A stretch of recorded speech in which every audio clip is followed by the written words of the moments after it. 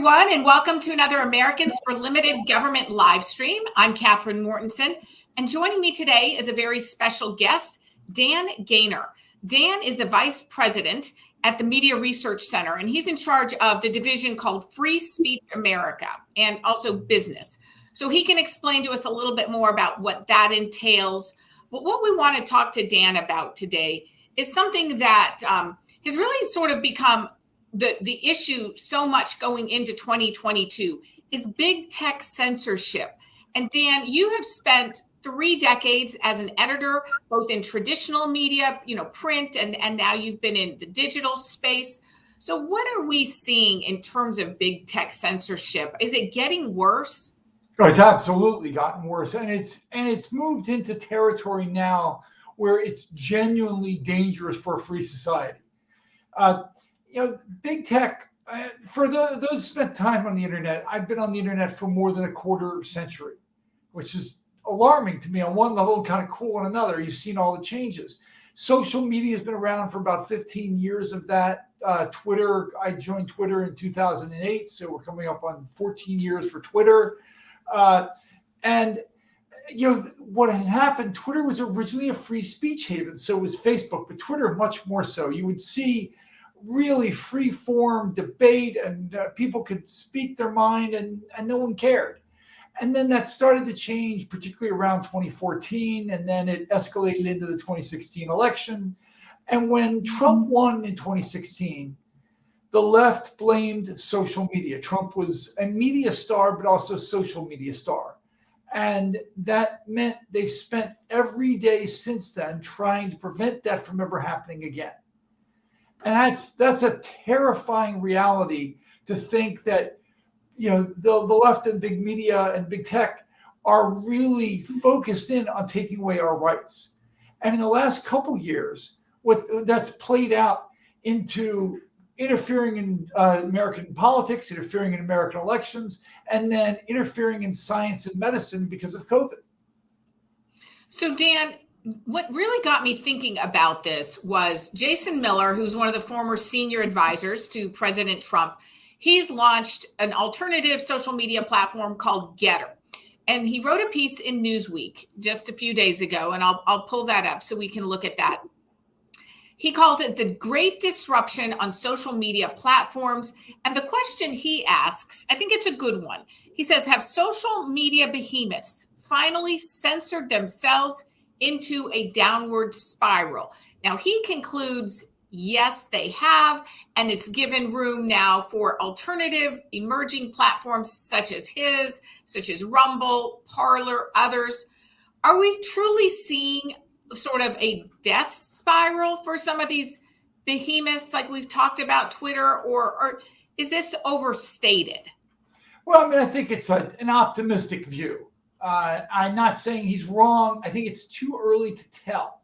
One of the biggest moments for alternate media happened just recently. It's when, in the midst of the COVID-19 censorship orgy of big tech, we saw them censor a video that was done by Joe Rogan interviewing one of the doctors who very knowledgeable about COVID, but dares go against the typical consensus. As a result,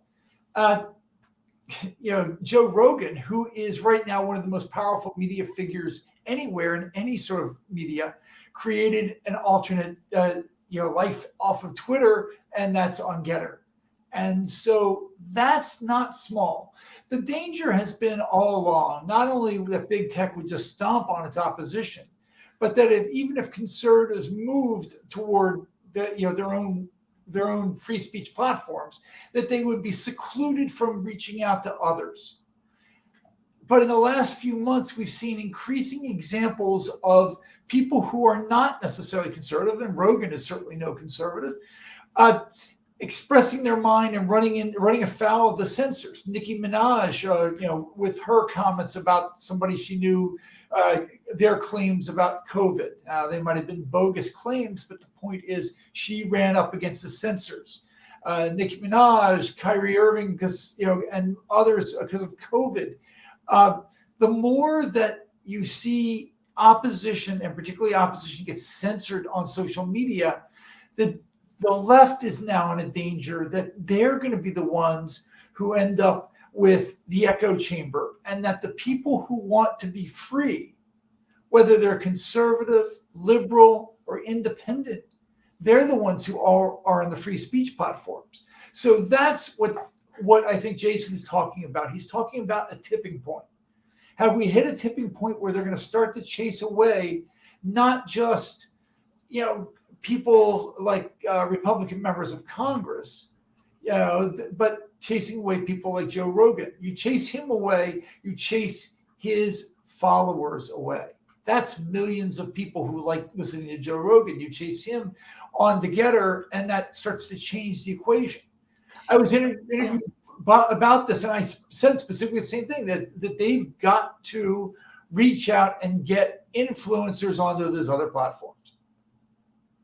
And of course, Dan, the irony is that the Twitters and the Facebooks, they started with the idea of an open, free, discussion, and, you could challenge government and there wouldn't be any censorship.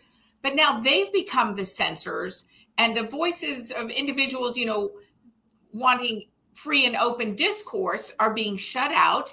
In addition to, like you said, Joe Rogan, just in the last couple of weeks, Representative Marjorie Taylor Greene had her sort of campaign or her personal Twitter account locked out.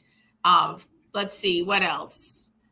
Well, even Miles Cheong getting shut down by PayPal, Charles Payne getting de-verified on Twitter, Dana Lash getting targeted on Facebook, Tom Fitton being shut down on TikTok, Dr. Malone being shut down on Twitter, John Solomon from Just the News being restricted on Twitter. We got censored by TikTok. It's just, it starts to be more and more the prominent conservative voices that aren't allowed to speak freely on these platforms, which forces us all into other alternatives. We're working on a video right now that we had to have a discussion about what we can say in the video, just so that we don't get censored again on, social media platforms. It's ridiculous. These are, this was supposed to be the free speech zone of the free speech party. That's what Twitter was supposed to be, and it's not. And I grew up as a Nat Hentoff reader, big leftist libertarian guy who believed that we should stop censorship, and that means you got to defend against this. But the left has become the party of censorship. Yeah, there's no doubt. That is exactly what's going on. So what are people to do? Like, we want to be on these platforms because the traditional ones, the YouTubes and the Twitters and the Facebooks, because still that is where the majority of people are. That's even in conservative world. Our audiences are still there. So a lot of us are trying to sort of do both. We're trying to focus on the traditional platforms as well as the newer ones. What do you recommend? How do we navigate this? Well, first of all, yes, we've got to support the new platforms. Absolutely. And that's not just Getter or Rumble, it's Gab or Cloud Hub. You got to just keep trying the new ones. At the same time, though, conservatives should fight for every inch of ground not to be kicked off social media. Traditional, and that means fight. If you get censored, you've got to every single time you've got to appeal. Absolutely every single time. Then, if you do get censored, save screen captures of the images. Save those, share them with us, send them. We've got a website called CensorTrack.org, CENSOR track. Yeah, let me pull that up. In fact, stand by. You can keep talking, and I'll pull that up. And you can see, so down at the bottom of the page, you can go there, and there's sign up for how to connect to us. You can sign up for the newsletter. You can donate to us. You can reach out to us, and that's you let us know when you get censored. If you let us know when you get censored, then maybe we can help you. But also, then we can track it. We've tracked, because the media try this line where they say, oh, Well, actually, conservatives claim that they were censored, but they're not really censored. Of course, they're censored. So we've been tracking prominent people and prominent accounts. We've got more than 3,100 examples in our database. And again, this is not just Joe Schmo. This is Grabian Media and members of Congress. We did a tally last year tracking what we knew of members of Congress have been censored. 54-1, they were Republicans over Democrats. The one Democrat who was censored for all of about 2 hours before Facebook apologized to her and then uncensored her. So CensorTrack.org, you can go there and share your stories. And as Dan explained, share the screenshots and every bit of communication you have in terms of appealing, right, to sort of establish a case for what has happened. Yeah, exactly. That's what we're trying to do, because here's why when you're dealing with traditional media, we all watch the same evening news broadcast. Within reason, East Coast, West Coast are mostly the same. So if you say, well, that person said this, it's biased, and we all see it, you can do an analysis, etc. Every single one of us has a different social media experience on Twitter, on Facebook. We could follow the same people, and we'll see different content. It's how you interact with it. So it becomes important to have proof, since they will not give us access to their database and to their algorithms, the computer programs that run their websites. Then what we've done is decided to track as a collection of anecdotal proof. When you get enough anecdotes, the plural is not data, but after a while, it kind of is. When you censor the president of the United States, as he did with Donald Trump, 625 times and don't censor his political opponent at all, we know what's happening here. And Dan, Helen asks, or she makes the comment, our congressional leaders are failing us on this. Is there a role for Congress to play here? And if so, what? Well, I mean, they are and they aren't. Congress is very divided, as we all know. And they haven't also done something that made things worse. A lot of this goes back to a law that happened in 1996, the Communications Decency Act, Section 230 of it. And it was put out there because Congress was trying to encourage these new startup, internet companies to censor the bad stuff, which they considered to be mostly pornography. If you remember what life was like that time, a lot of people got porn spam, and it was prevalent on the internet. And Congress didn't like that. They wanted to encourage the companies. So they encouraged them to restrict bad speech. But what they wanted to do was restrict pornography, not political speech. But the way the law was written, it gives those companies, the ability to use this carve out that protects them from lawsuit. And they use the carve out to basically restrict speech. Now, they're independent companies. They have the right to do this. Unfortunately, it hasn't been litigated enough to prove that we have free speech online. So right now, what we have to do is use the bully pulpit, use Congress. There's some bills, been very nice, where they would force the biggest companies, not all companies on the internet, not smaller companies, not smaller organizations, but companies like Facebook or Google or YouTube, to either be politically neutral or to lose their Section 230 protection. Because again, the people don't understand, Section 230 is a government carve out. It's a protection of these companies that gave them the ability to grow and be powerful. Well, then if you're a limited government person, well, then why are we giving them that carve out if they're using it to harm people? Exactly. And I want to share a short video clip. This is from your Free Speech America, part of also CensorTrack. This kind of explains a little bit about what you've been messaging on and what you're doing over at the Media Research Center, because you've really been on the forefront of identifying the discriminatory practices of these social media behemoths and then giving people an outlet to voice their experiences. So let's watch this short clip here. Harped on all year. Big tech is overstepping. The internet is flooded with leftist social media sites that aim to appeal to the left's narrative only. Censorship is not only just annoying and frustrating. Big tech censorship is interfering with human life and free speech, and that is a terrifying fact. I pray that 2022 is a prosperous year where there's way less biased big tech censorship, where there's an emphasis on free speech, and I pray that people get off the bandwagon and recognize the leftist biases of the media and of big tech. If you or someone you know has been censored, report those cases through our website, CensorTrack.org, and use #FreeSpeech on social media sites to help us report, expose, and neutralize big tech's unacceptable bias.